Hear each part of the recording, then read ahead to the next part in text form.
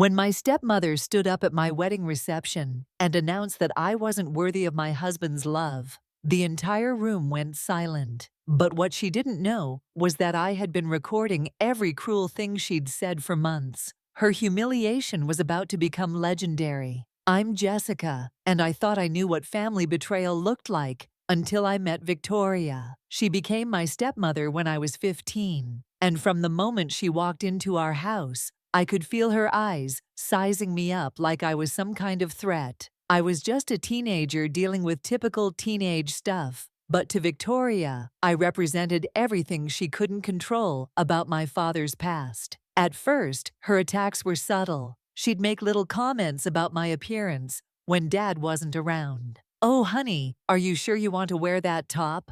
It's a bit tight, don't you think?" Or, "Maybe we should get you some skincare products. I know a great dermatologist." Every suggestion felt like a tiny knife, carefully placed to hit where it would hurt most.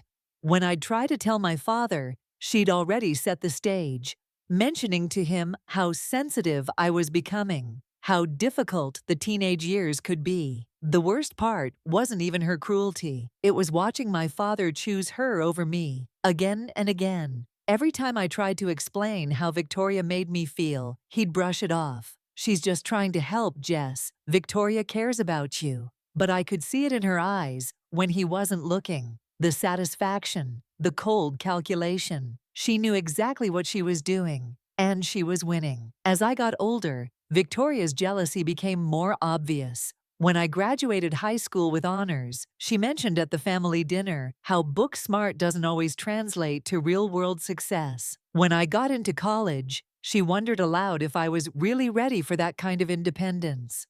Every achievement felt diminished, every milestone tainted by her passive-aggressive commentary that somehow always reached my father's ears as concern. Then I met Alex in college, and for the first time in years, I felt genuinely happy. He was kind, funny, and saw through Victoria's fake sweetness immediately. When I brought him home for the first time, Victoria was all smiles and charm in front of my father. But the moment we were alone, she pulled me aside. "He seems nice," she said, her voice dripping with false concern. "But are you sure he's not just settling? Men his age usually go for girls who are more established." That comment stayed with me for weeks. It planted seeds of doubt that I had to fight every day. Was Alex really happy with me? Was I good enough for him? Victoria had this way of finding your deepest insecurities and poking at them until they became infected wounds. When Alex proposed 2 years later, I was over the moon. But Victoria's reaction told me everything I needed to know about what was coming. She smiled and hugged me in front of everyone, but I caught her expression when she thought no one was looking. Pure calculation. I knew she was already planning something, already figuring out how to make my wedding day about her twisted need to prove I wasn't worthy of happiness. The engagement period became a nightmare. Victoria inserted herself into every decision, questioning my choices, making helpful suggestions that felt more like attacks. She'd call vendors behind my back, claiming to be my mother, trying to change arrangements. She'd make comments to relatives about how expensive the wedding was, how my father was going overboard for someone who might not even appreciate it.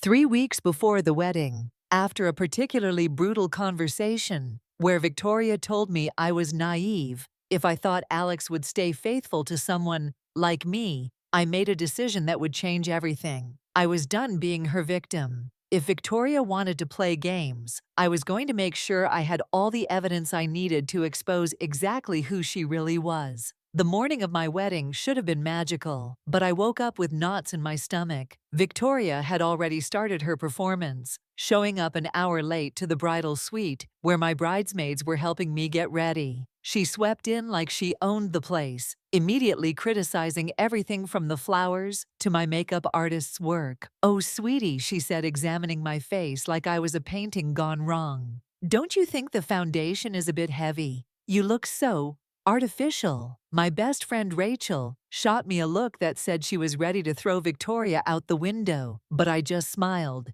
and discreetly hit record on my phone. Every word was going straight into my evidence collection. Victoria spent the next hour finding fault with everything. My dress was too tight in the bodice, my hair was trying too hard to be elegant, and my choice of bridesmaids looked a bit mismatched, don't you think?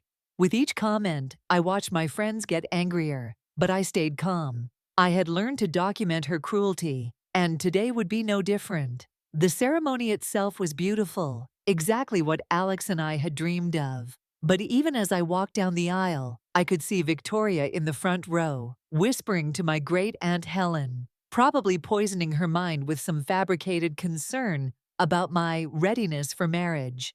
Her fake smile never wavered, but I knew that behind those perfectly veneered teeth, she was already planning her next move. After the ceremony, during the cocktail hour, Victoria was in her element. She worked the crowd like a politician, making backhanded comments disguised as compliments. I overheard her telling my college friends that she hoped they'd be patient with me during this transition, because married life was so much more complicated than young people realize. Every conversation felt like a small act of sabotage, designed to plant doubt in people's minds about my maturity, my readiness, my worthiness. But nothing could have prepared me for what happened during dinner. The reception was going perfectly. Alex and I had our first dance, the food was incredible, and everyone seemed genuinely happy for us. I was finally starting to relax, thinking maybe Victoria would keep her cruelty private for once. That's when she stood up and asked the DJ for the microphone. "I'd like to make a toast to the happy couple," she announced, her voice carrying across the suddenly quiet room. My blood turned to ice. I looked at Alex, who was already reaching for my hand, sensing something was wrong. My father beamed proudly, probably thinking his wife was about to give a heartfelt speech about family and love. Victoria started sweetly enough, talking about how long she'd known me, how she'd watched me grow up. But then her tone shifted, becoming almost pitying. She talked about my struggles with confidence, my tendency to settle for less than I deserve. She brought up embarrassing stories from my teenage years, painting me as desperate and insecure. The room grew uncomfortable, people shifting in their seats, unsure if this was supposed to be funny or heartfelt. Then came the killing blow. "I just hope," Victoria said, her voice dripping with false concern, "that Alex understands what he's getting into. Marriage isn't just about love, it's about partnership. And Jessica has always needed so much guidance, so much reassurance. I worry that she might not be ready for the responsibility that come with being a real wife." The silence that followed was deafening. I could feel 300 pairs of eyes on me, watching to see how I'd react to being publicly humiliated on what should have been the happiest day of my life. Alex's face was dark with fury. My bridesmaids looked ready to commit murder, and my father sat there looking confused, still not understanding that his wife had just delivered a character assassination disguised as a wedding toast. That's when I realized this was my moment. Victoria had finally gone too far, and I had exactly what I needed to destroy her. I stood up slowly, my heart pounding so hard I could hear it in my ears. The entire room was still frozen in that horrible, awkward silence that Victoria had created. She was standing there with the microphone, looking satisfied with herself, probably thinking she'd finally broken me. My father was staring at me with this helpless expression, like he wanted to fix things but had no idea how. Alex squeezed my hand, ready to defend me, but I gently pulled away. "Thank you, Victoria," I said, my voice surprisingly steady as I walked toward her. "That was illuminating. I'd like to say something too, if you don't mind." I held out my hand for the microphone, and she handed it over with this smug little smile, like she thought I was about to crumble and apologize. Instead, I pulled out my phone and connected it to the sound system. "I want everyone to really understand the kind of family dynamics we're dealing with here," I said, looking directly at Victoria. Her smile faltered just a little. "Because Victoria's absolutely right. I have learned so much from her over the years, and I think it's time everyone else learned from her too." I pressed play on the first recording, and Victoria's voice filled the reception hall, crystal clear, and unmistakably hers. It was from 2 weeks ago, when she thought I was upstairs. She was on the phone with her sister, talking about my wedding. I just think it's pathetic how desperate she is, her recorded voice said, throwing this huge expensive wedding like she's trying to prove something. Mark my words, this whole thing will be a disaster within 2 years. Victoria's face went completely white. She reached for the microphone, but I stepped back, keeping it away from her. "Oh, there's more," I said, as murmurs started rippling through the crowd. People were looking back and forth between me and Victoria, like they were watching a tennis match. The next recording was even worse. Victoria talking to my father's business partner at a dinner party, saying how she worried about Alex settling for someone so needy, and how she'd seen this pattern before with insecure girls who trap good men. Her voice on the recording was casual, conversational, like she was discussing the weather instead of destroying her stepdaughter's reputation. But the recording that really did her in was the one from last month. Victoria talking to her friend Karen, laughing about how she was planning something special for my wedding day. "I've been waiting years to put that little princess in her place," she said on the recording. "Let's see how confident she is when everyone sees what I see." The room erupted. People were gasping, some were booing, and I could see relatives turning to stare at Victoria with disgust. She was frantically trying to grab the microphone from me, her perfect composure finally cracking. "Turn that off," she screamed. "You have no right. That's private."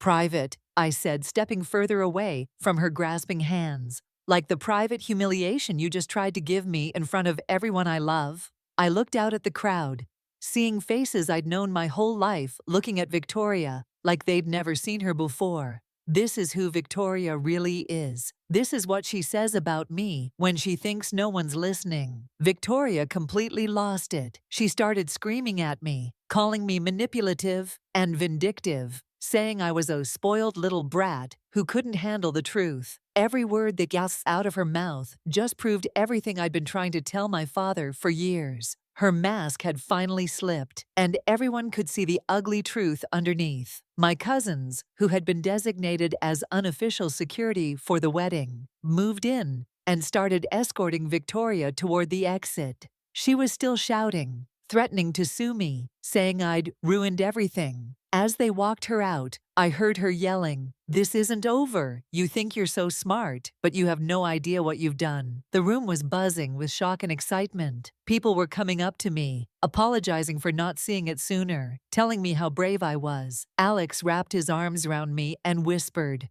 "I'm so proud of you." For the first time in 11 years, I felt completely free. Once Victoria was gone, it was like someone had lifted a dark cloud from the entire reception. The energy shifted completely. People were laughing again, the music resumed, and suddenly my wedding felt like the celebration it was supposed to be all along. My great-aunt Helen, who had been whispering with Victoria earlier, came up to me with tears in her eyes. "Honey," I had no idea, she said, that I should have seen through her act years ago. That became the theme of the night. Person after person approached me, sharing their own stories about Victoria's behavior that they'd witnessed but never spoke up about. My father's sister pulled me aside and told me about a family barbecue 2 years ago, where Victoria had made cruel comments about my college grades.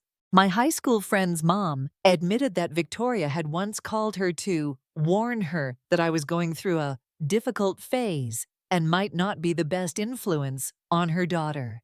The most important conversation, though, was with my father. About an hour after Victoria left, he found me on the terrace, where I was taking a quiet moment with Alex. Dad looked like he'd aged 10 years in one night. His face was pale, and his hands were shaking slightly. "Jessica," he said, his voice barely above a whisper, "I owe you the biggest apology of my life." For 11 years, I'd wanted to hear those words, but now that they were finally coming, I felt more sad than vindicated. "Dad, I tried to tell you," I said, "so many times." He nodded, tears forming in his eyes. "I know, sweetheart. I was so afraid of losing another wife that I convinced myself you were just being dramatic. I failed you as a father, and I'm so sorry." We talked for almost an hour, really talked, probably for the first time since Victoria entered our lives. He told me about conversations he'd had with Victoria, where she'd subtly poisoned him against me, making him doubt my intentions and my character. She'd been playing us against each other from the beginning, and he was finally seeing it clearly. The weeks that followed were like watching dominoes fall. Victoria tried to spin the story, telling people I'd secretly recorded private conversations and violated her privacy. But the damage was done. Her friends stopped calling, family members started avoiding her at gatherings, and my father finally started setting boundaries. He demanded she apologize to me, and when she refused, he told her she wasn't welcome at family events anymore. Victoria never did apologize. In fact, she doubled down, trying to paint herself as the victim of a vindictive stepdaughter. But nobody was buying it anymore.